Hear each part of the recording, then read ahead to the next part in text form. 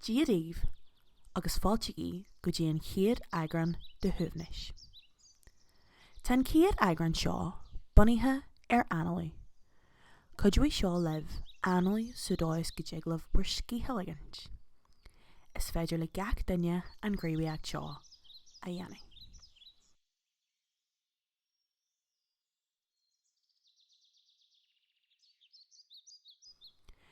Waithí tú riú gur raibh brú, imní nó búrú ort.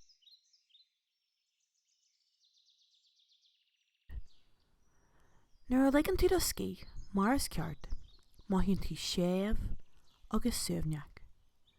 Fuaimíonn tú an dóid chun seo a dhéanamh agus tú ag analú.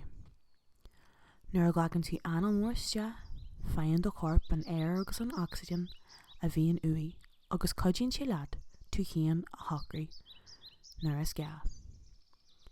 Maithíonn sé go maith nuair a ligean tú do scí. Bunsáltas. Mai go leor. Sea suas. Agus dús, ligdar a corp a chéan a thocraí. Anois, sin amach do láha thar do cheann. Dean iarracht do láha a chéan amach go fada agus is féidir lá. Spray amach do bhéara go hard sa spéir. Anois, socraí tú chéan agus cur do láha síos ag do híomhanna go ré.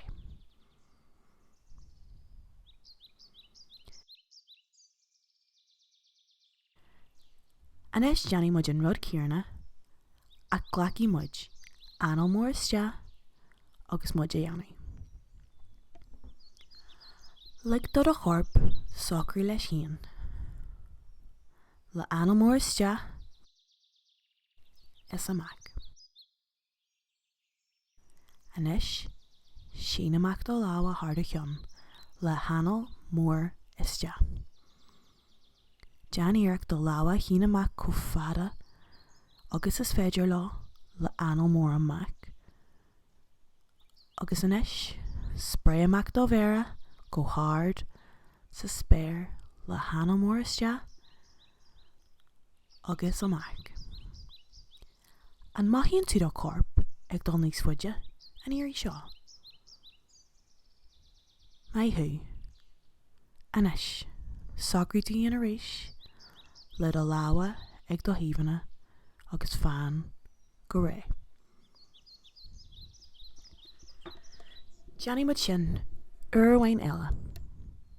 Ligdar a corp socraí leis chéan le hanalmóriste is anamór amach. Anois, sin amach do láha arís thar do cheann le anamóriste heile. Dean iarracht do láha chéan amach go fada agus is féidir lá le hanalú amach arís. Anois, spray amach do bhéara go hard sa spéir le anamóriste agus analú amach.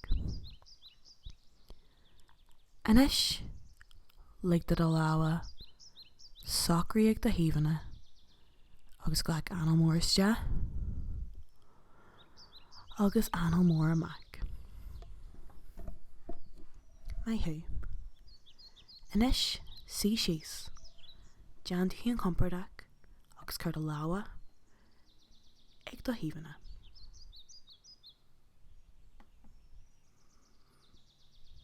An bhecinn tú cé go socr sa tatú an dhéad clachtú bogianú ar do codanú. Anois agus tú go fáile a hí, ghlach anamóriste gur fiú 3, 2, 1 agus brú amach é. 3, 2, 1. Iste ar bhain eile agus amach.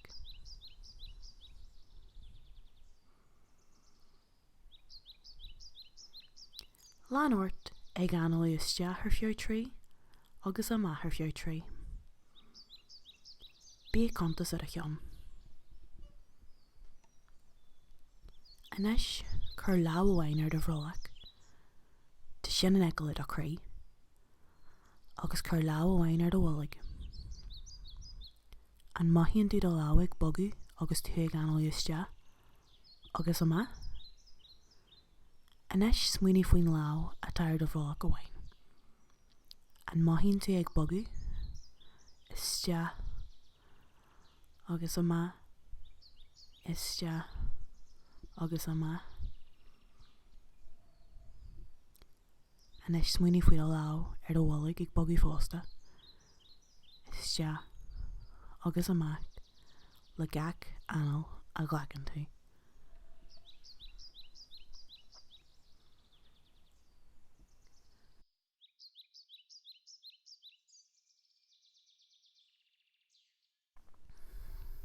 Inis chur do láha ag do híomhanna agus smuoine ar na dóin na defriúla a bhíonn tú ag analú.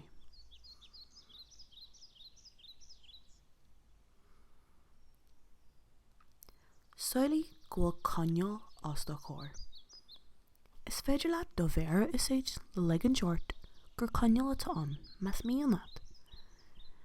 Inis agus tú ag analú, séid ar an lásar an tine bhog a bhíonn ar mhar an cinneáil, go ré agus go máil. Maithí do anal ar do bhéir agus tú ag séidú.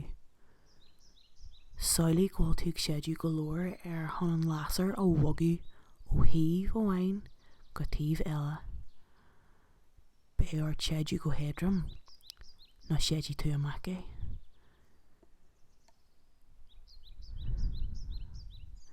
Nuair a ghlacann tú anal iste, le ort ghfuil an lásar ag bogu thugat. Nuair a bhríonn tú do anal amach, le ort ghfuil sé ag bogu ar shiúl uait. Coinne ag analú ag bogu an lásar thugat agus uait. Thugat agus uait. Thugat agus uait.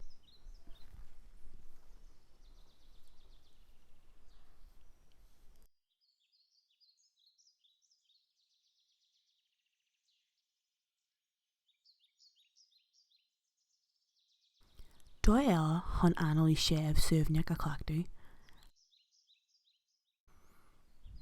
na cosúil le hanmhaithe.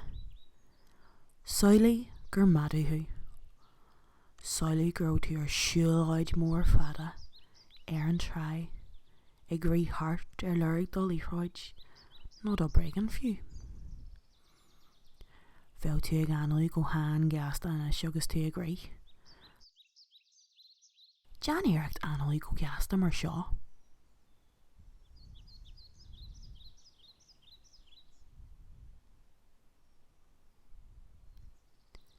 Inis dean go máil é.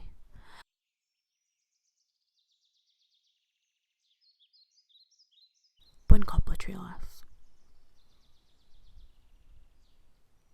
Fai réitiad an funniú sin alig. Ar óhain eile maithú. Inis le ort gur balún tú agus gur chéad den éigean ar anat. Ghlach anal mór iste agus má chuid tú dá grim agus dá ghuileáin agus dá bhuaig a le ag bogu an uair seo. Inis le don air sa bhulún a le a macaréis. Beid a chorp ag maithí inta bog go dtí go séidir an air a le iste chunad rééis. Agus má chuid tú dá grim, dá ghuileáin agus dá bhuaig ag bogu a rééis. Inis le amach an air.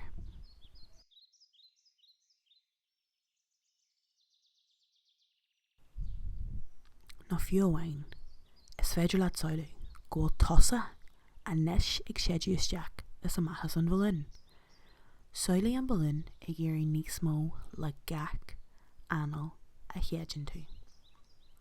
Níos mó, is níos mó, is níos mó, go dtí nach déag leat níos mó ar a churann ar chóirbí.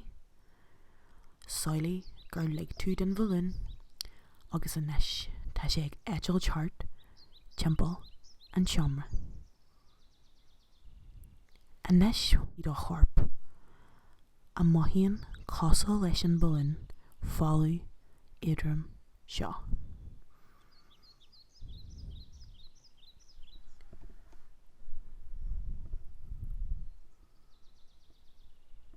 Inis dean iarracht analú go máil agus go ré. An jiglaat analú níos muille na sin. Dean iarracht cod mhór a ghlacu iste. Líon do cod scáilge. Nuair nach jiglaat níos mó a ghlacu iste. Séid a maithe go dtí go maithíonn tú ré. Inis is féidir níos mó a ghlacu iste tar éis. Líon na scáilge ar éis. Dtí nach jiglaat níos mó a ghlacu iste.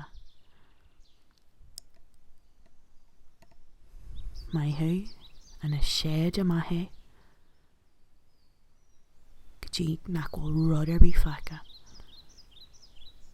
Maithú glach anal mór eile iste, líon do scáilge. Má siad línta? Maithú brú a maithan ar éis. Inis glach coppla bommite de tíon. Siú go ré agus go socrtha agus buan sult as do scí a ligint.